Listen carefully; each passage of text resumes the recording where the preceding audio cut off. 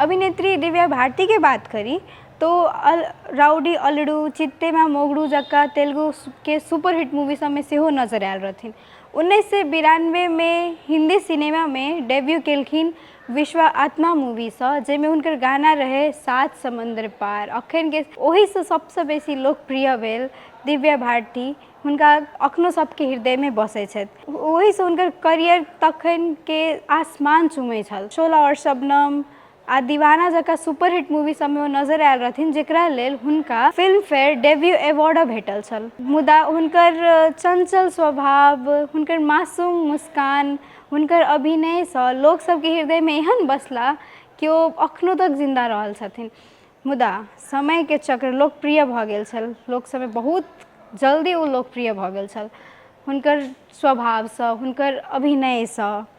लेकिन समय के चक्र एहन घूमल कि हुनकर बहुत कम उम्र में, कहबे 19 वर्ष के उम्र में हुनकर मृत्यु भ गेल, वो अस्त भ गेलखिन। 1993 5 फरवरी के दिन वो अपन फ्लैट के, मुंबई में स्थित रहल, वो अपन फ्लैट के 5वीं मंजिल पर से खसि पड़ल रहथिन। अखन मानै छै हुनकर मृत्यु के अखनो रहस्य बनल है, मृत्यु के कारण हुनकर अखनो रहस्य बनल है। कहबै तो केओ मानै छथि कि दुर्घटना भ गेलै, खसि पड़ल दुर्घटना भ गेलै, केओ मानै छै आत्महत्या क लेलखिन, केओ मानै छै, केओ अखनो कहै छै कि एकटा षड्यंत्र छलै कि। मुदा बात की छै, सत्यता की छै, ओ तो अखनो प्रश्न एकटा बनल है।